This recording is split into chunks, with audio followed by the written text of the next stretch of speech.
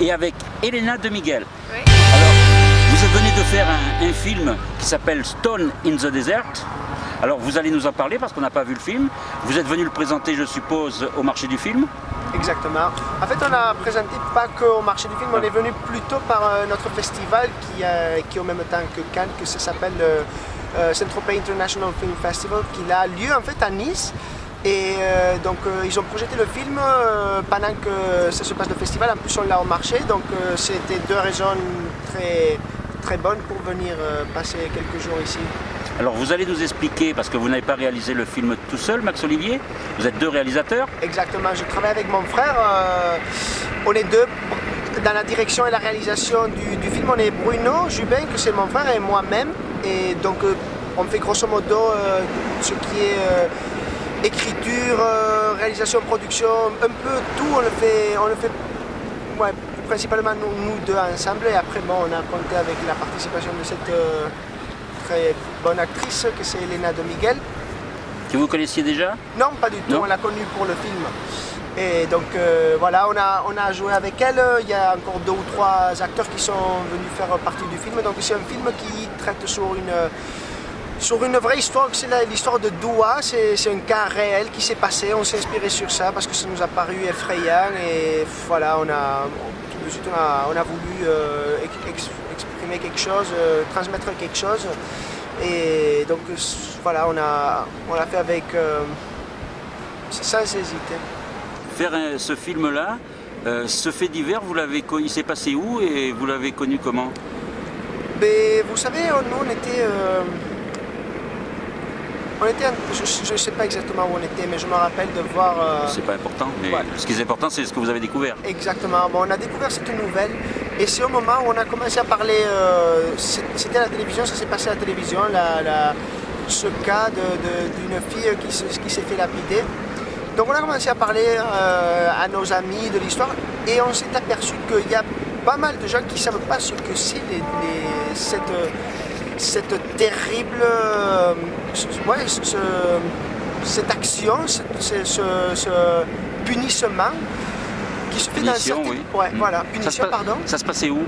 Je sais pas, je crois que c'était en Iran. Là, je ne sais pas si c'était en Iran ou en Afghanistan, c'est un de ces deux pays.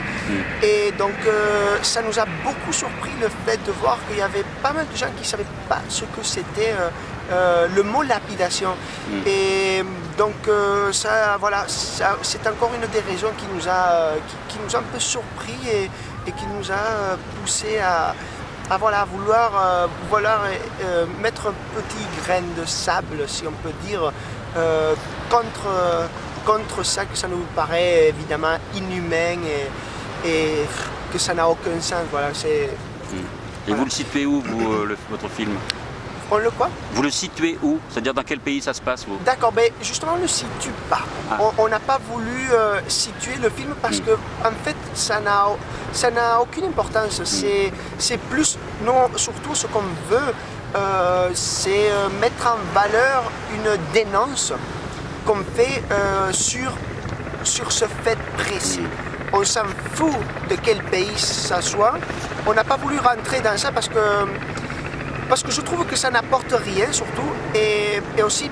C'est une histoire qui concerne l'universel. Exactement, exactement.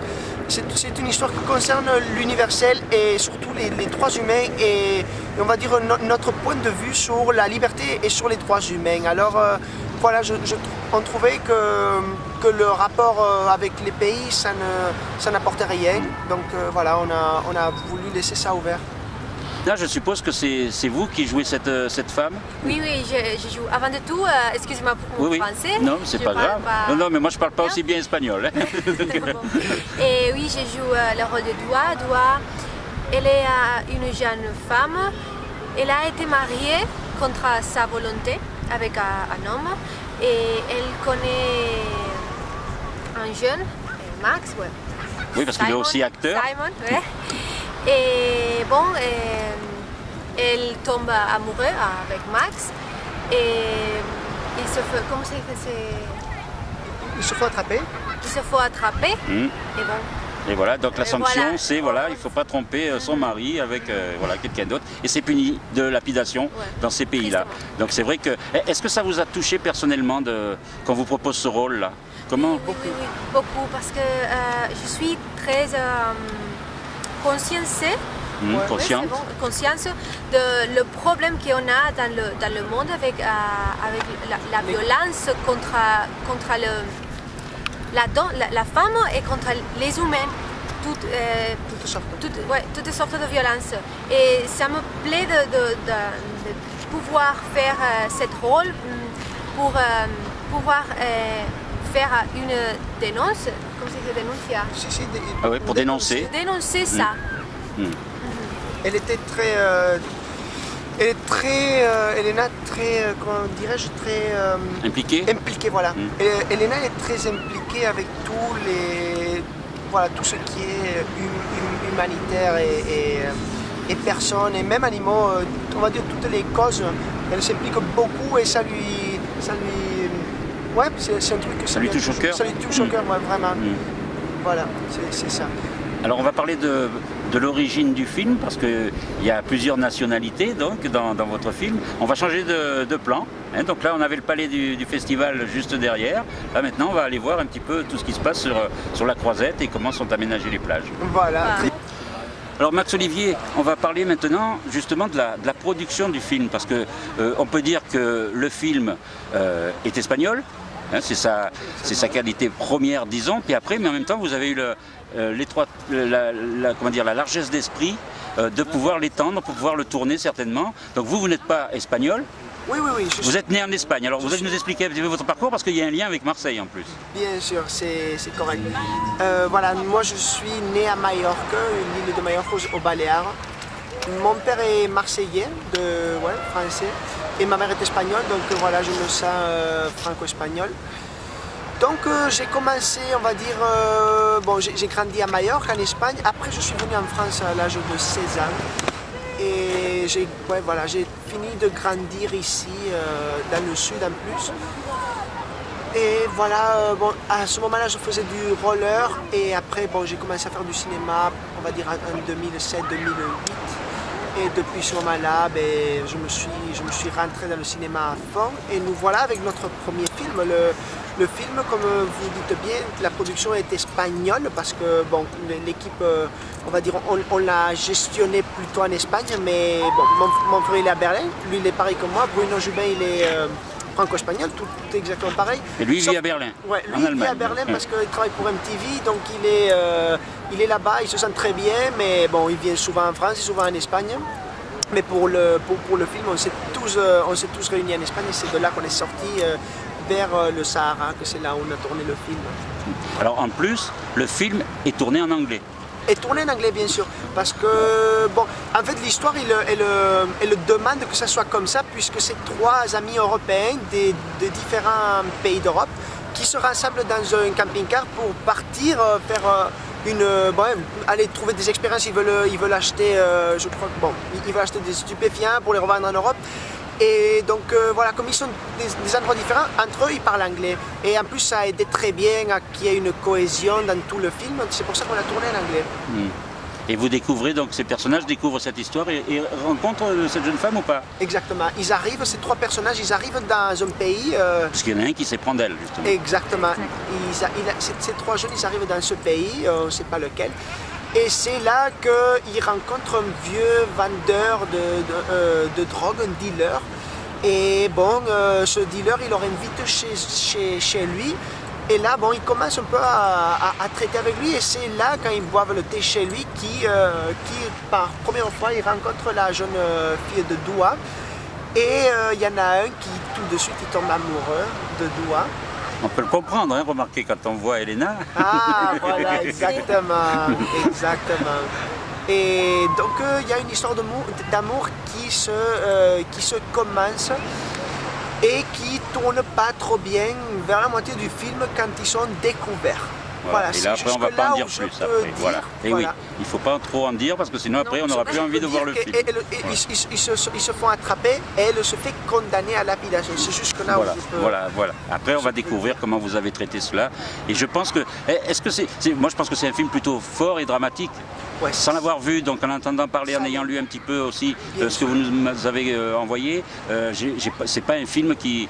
Je pense que c'est un film qui dénonce vraiment. Ouais, il dénonce vraiment, surtout qu'en plus il y a un mélange de genres de films, c'est aventure, c'est drame, c'est thriller un petit peu.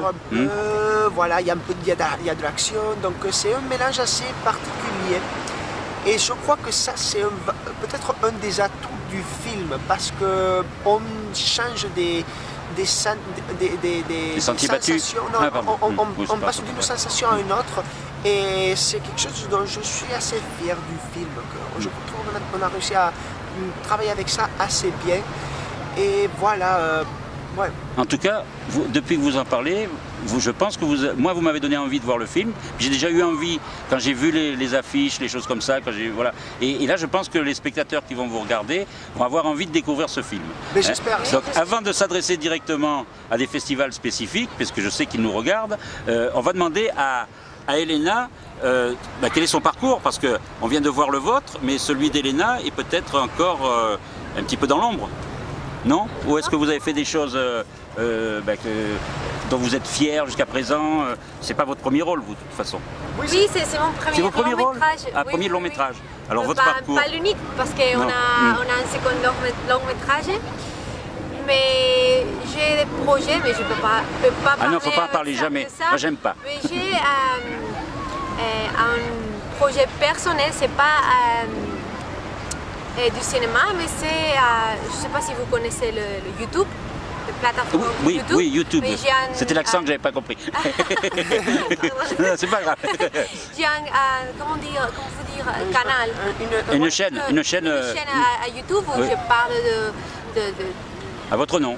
Ouais. À Elena de Miguel? Ouais. Non, c'est Beauty Cravings. Ok. Mais tu peux trouver Elena de Miguel et tu verras Beauty Cravings, voilà. je crois. Et vous parlez de votre travail? Ouais. C'est mon petit projet personnel. D'accord. Alors vous écrivez, vous comptez tout faire là? Je fais du maquillage pour... non,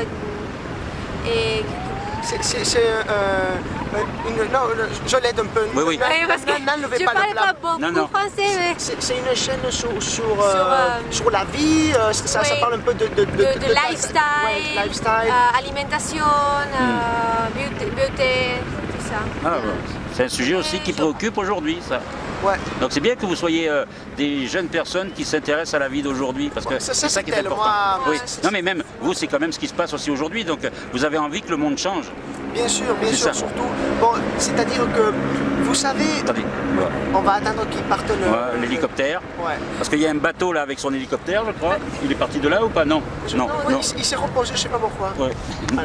Voilà, on peut recommencer. Parce que je crois qu'il va repartir. Je ne sais pas si ça va. Là, ça va, là, il n'est pas trop fort. Quand j'étais en hauteur, c'était bon. Mais vous savez, ce qui est d'autant pire, c'est que moi j'ai l'impression que les choses ne vont pas de mieux en mieux, sinon de pire en pire. Et c'est ça qui me fait le plus peur. Parce que quand j'ai commencé ce film, quand on a commencé l'histoire de ce film, peut-être j'étais un peu plus pas si conscient, mais en tout cas, tout ce nouveau mouvement du djihadisme et tout ça, ça n'existait pas tel que ça existe aujourd'hui. C'était pas aussi protagoniste dans la société aujourd'hui. Aujourd'hui, on entend beaucoup plus parler. Et ça, c'est pas une impression, ça, je suis sûr de ce que je dis. Et ça, c'est quelque chose qui me fait un peu peur, parce que, voilà, c'est-à-dire les années passent, on est en 2015, on est dans le futur par rapport à... Mais on revient dans le passé. Et il y a toujours des guerres, il y a toujours des problèmes, il y a toujours... C'est-à-dire on ne progresse pas dans l'aspect paix, dans la paix. Je trouve pas qu'il n'y a aucun progrès. C'est-à-dire les iPhones, ils sont de plus en mieux, de mieux en mieux. Presque tout est de mieux en mieux, mais dans l'aspect moral et éthique, il n'y a aucun progrès. Et ça, c'est vraiment décourageant. ouais, voilà, je vois pas trop la raison. Alors bon, moi je fais mon film, je parle, je me sens pas plus, je me sens pas meilleure personne par faire ce film, mais en tout cas, je sais pas comment expliquer. C'est quelque chose qui vous préoccupe, donc il faut en parler. Il me préoccupe parce que voilà, je trouve pas qu'on aille dans une bonne direction et ça, j'ai pas trop d'espoir.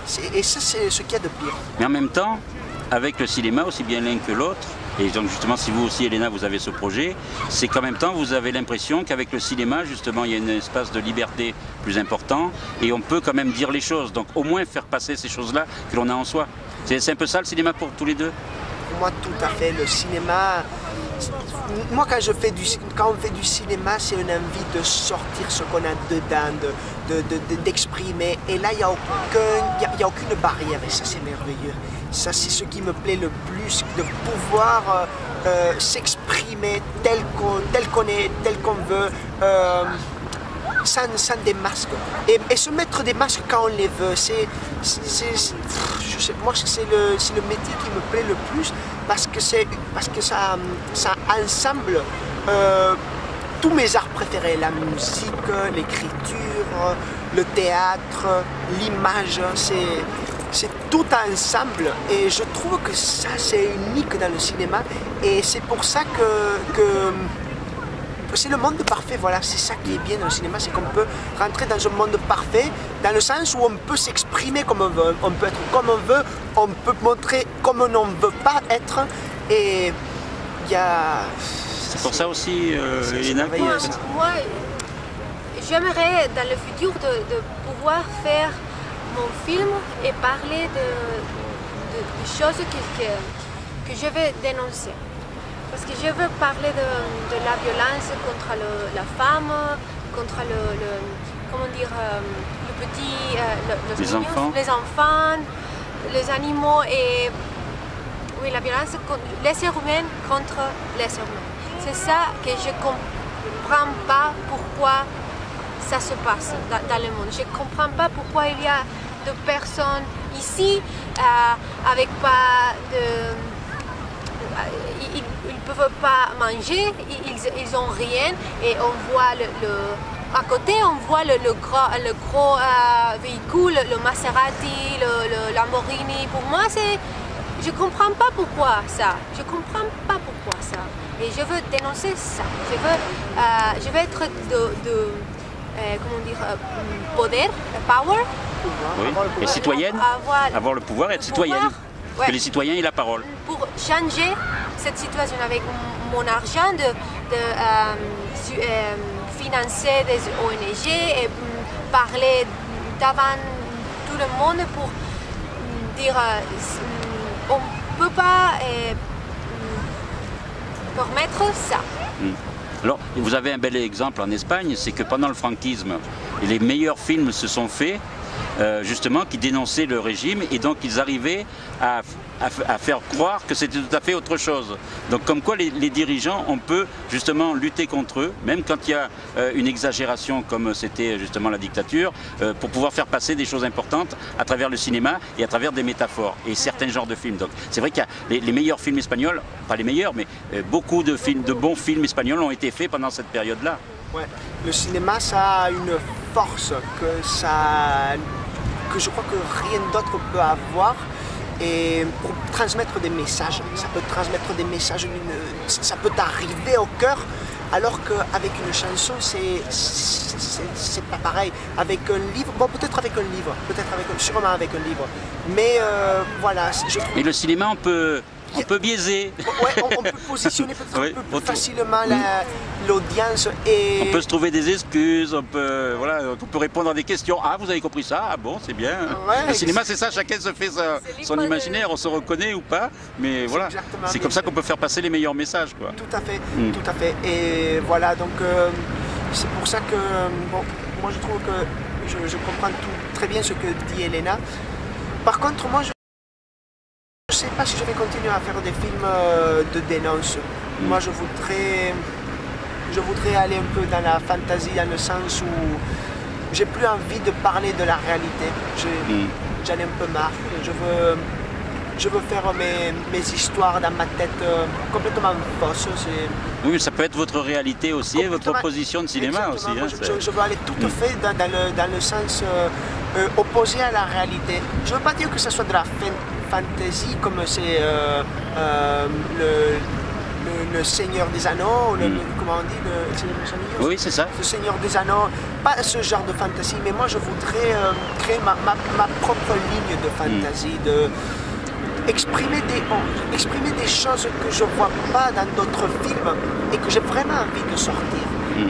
Et ça n'a surtout rien à voir avec la réalité qui nous entoure. Elle est tellement triste des fois que j'ai plus envie d'en parler. C'est pour ça que les spectateurs parfois aussi n'ont plus envie d'aller voir ce genre de film, si c'est pour retomber dans les réalités, mais en même temps c'est vrai qu'ils peuvent se retrouver à travers justement des comédies ou même des films d'action où on parle aussi d'eux, mais de toute façon automatiquement quand on fait du cinéma on parle de soi et puis de son entourage, même si on peut faire une fantaisie parce que c'est la vôtre, donc voilà, c'est quelque chose de très important. Alors si vous le voulez bien, on va finir par un petit message justement au festival Ciné Horizontes à Marseille, donc, qui va se dérouler en novembre prochain. Donc est-ce que vous seriez partant si votre film était sélectionné? On serait bien sûr qu'on serait très partant, on serait même très content. Vous seriez prêt à venir aussi? Étant surtout en partie marseillais moi-même, donc, et étant un festival hispano en France, alors bien sûr ce serait un très très grand plaisir surtout d'envoyer notre film et qu'il soit vu. Et pourquoi pas être sélectionné, ce serait un très très grand plaisir. Je profite surtout pour dire aux gens qui nous voient, qui peuvent nous suivre dans les réseaux sociaux, ils peuvent suivre le film tout sur Facebook et de partout. En tapant le titre du film. Ouais, c'est Stones from the Desert, ils peuvent le trouver sur Google, donc voilà. Faites-le si vous pouvez. Oui, puis nous on va le mettre en même temps que l'interview, on va le rajouter. Gentil. En tout cas, voilà, nous ce qu'on espère c'est que vous veniez présenter ce film à Marseille, et puis moi maintenant j'ai très envie de le voir. Alors je suppose que les spectateurs qui nous regardent, qui ont l'habitude de connaître nos avis sur les films, eh bien, vont aussi faire la même démarche et ils vont attendre que ce film eh bien, arrive au moins à Marseille pour être vu dans le cadre de ce festival. En tout cas, Max et Elena, on vous remercie tous les deux parce que là, ça a été une interview super tranquille, on peut dire. Alors, Elena?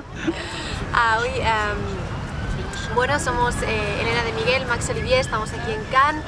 Estamos muy contentos de estar aquí, también nos encantaría por supuesto ir al festival que hay en Marsella. Espero que tengáis el placer de ver esta película en un futuro y que la disfrutéis. Muchísimas gracias por vernos. Alors qu'est-ce que ça veut dire? Faut le dire pour les Français quand même. En français, ouais. Difficile, non? On est Elena et Max, on est très contents d'être ici à Cannes et on aimerait d'aller au Festival du cinéma de Marseille et on voudrait, nos gustaría, on voudrait bien que vous pouvez voir le film et que vous disfrutez. Vous allez bien le profiter, vous le verrez avec plaisir. Et merci pour voir. D'accord. Eh bien, merci à tous les deux et on souhaite une bonne carrière au film. Et puis à vous aussi. Donc voilà, on pense que vous avez l'énergie pour pouvoir continuer. Merci. Merci à vous. Très gentil.